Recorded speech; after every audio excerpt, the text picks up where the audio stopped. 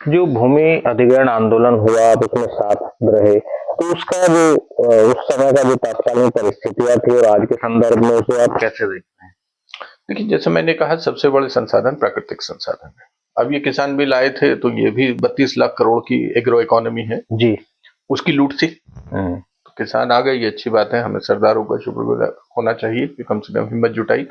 वो कहें कि साहब पूर्वांचल का नहीं कर रहा, यहाँ का नहीं कर रहा, वो तो इसलिए नहीं कर रहा क्योंकि इतनी उपज ही नहीं है, वो अपने में खपत कर लेता है तो उसे एमएसपी की जरूरत नहीं पड़ रही। लेकिन ये थोड़ी है कि उसकी लूट नहीं है, लूट तो जी। है। ऐसे ही सीधी सीधी लूट थी भूमि की, धरती की लूट। जी। वे 5 गांव पे महाभारत हो गई थी और वहां 5 ही गांव थे बजेड़ा वाले। जी। जो कुआ बजेड़ा खुर्द, ये आपके पिलखुए के पास का धौलाना क्षेत्र का। जी। उसमें बजेड़ा खुर्द, मुद्दा, ककराना, ये थे देहरा वेरा, और उसमें मतलब सम्मिलित थे, गांव थे। अब ये आंदोलन इसलिए महत्वपूर्ण है कि ये नंदीग्राम सिंगूर से पहले हुआ था। जी। भाई ये तो बहुत ही बाद में हुए, घोड़ी बछड़ा बहुत बाद में हुआ, भट्टा पारसोल बहुत बाद में हुआ। ये तो अब सबसे पहला आंदोलन जो हुआ है वो 2005-6 वाला, वो है बजेड़े वाला, Reliance energy Dadri power project. जी। अब रिलायंस एनर्जी दादरी प्रोजेक्ट था क्या? भाई एक व्यक्ति ने अपनी वही तैयार नहीं करी है। यदि आप फैक्ट्री लगा रहे हैं तो टेक्नोलॉजी तय करेंगे, मशीनरी तय करेंगे, उसका रॉ मटेरियल तय करेंगे, कुछ तो करेंगे जी। आपको gas based thermal power project बना रहे हैं, 5000 हाँ इससे मेगावाट का बना रहे हैं। Gas based thermal power project है, आपका गैस का टाई अप नहीं है, आपकी कौन सी टेक्नोलॉजी करेंगे ये टाई अप नहीं है, आपका कौन सा उसमें मशीनरी लाएंगे उसके टाई अप्स नहीं है। सिर्फ भूमि ली जा रही है और भूमि के लैंड यूज बना के पैसे का मैनिपुलेशन हो रहा है। जी।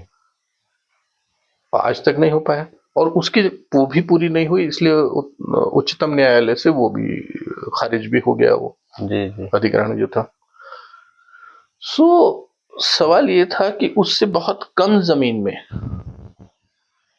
अमेरिका जैसे देशों में जहां हमारे से बहुत ज्यादा जमीन है, जी। उसी कैपेसिटी के पावर प्लांट लग जाते हैं, हम उससे 4 गुना क्यों ले रहे हैं?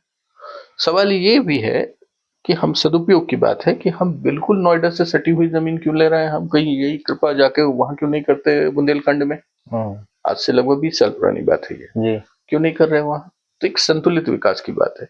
एक ये है कॉर्पोरेट ड्रिवन विकास, कि कॉर्पोरेट हाउस ऐसा चाहता है तो उसके अनुकूल हम नीति बना रहा है। जी। तो ये भी दिमाग से निकाला जाए कि कोई अमुक पार्टी है तो ये इनके करीबी हैं, ये कहना आजकल डायलॉग बन गया, अडानी अंबानी की सरकार। मेरा ये कहना है कि अन्य सरकारों में अडानी अंबानी कौन सा घास छिल रहे थे, वहां भी वो ताकतवर थे। जी। जी। तो विषय अडानी अंबानी ये नाम नहीं है, विषय प्रवृत्ति है, जी। लूट की प्रवृत्ति। मेरा सौभाग्य ये था कि उस आंदोलन की वजह से माननीय विश्वनाथ प्रताप सिंह जी के हम करीब आए। हमारी वहां से उस क्षेत्र से विधायकी रही थी परिवार से, विजेता जी से। तो वो लोग किसान आ गए, हमें फौज छोड़ के हम आए थे, हमें ज्यादा पता नहीं था। एक तरीके से आप उनकी लिखत पढ़त सी करने लगे, फिर बीच का पुल बन गए। हिंदी अंग्रेजी ठीक थी ईश्वर की कृपा से, और वो हुआ धीमे धीमे पता नहीं, और माननीय मुलायम सिंह जी ने जेल भेज दिया, उस चक्कर में नेता भी बन गए। तो हम तो माननीय विश्वनाथ प्रताप सिंह जी के भी उस दृष्टि से शुक्रगुजार हैं। लेकिन ये हमारी अच्छी यादों में रहेगा कि देश में ऐसे लोग थे कि जब कोई आवाज राष्ट्रीय स्तर का नेता आवाज उठाने को तैयार नहीं था, तब माननीय विश्वनाथ प्रताप सिंह जी ने उन किसानों की, लुटते हुए किसानों के लिए आवाज उठाई थी।